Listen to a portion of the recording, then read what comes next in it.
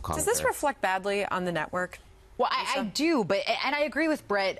I think the White House has every right to criticize or to respond to what is a very irresponsible and ignorant statement, in my opinion, and I imagine their opinion as well. But I do think calling for the firing is taking it one step too far. That is up to ESPN.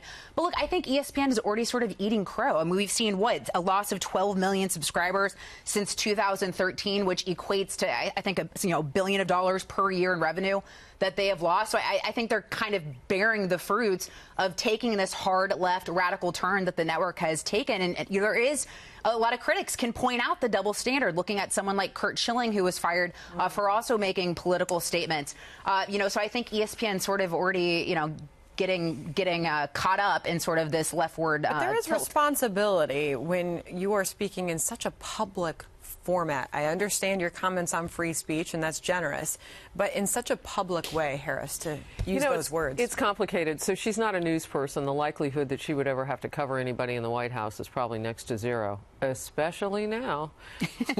So I think the bar is just set at a different level when you look at the responsibility level for what she would say about the leader of the country. I do think, however, that there are young people who watch ESPN, and as Sandra's pointing out, I'm sure they want to grow their tent, considering that their viewership is dwindling.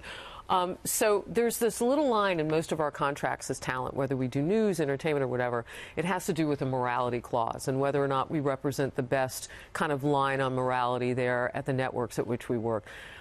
You're right, Brett. They have to decide whether or not this fits in their wheelhouse for morality.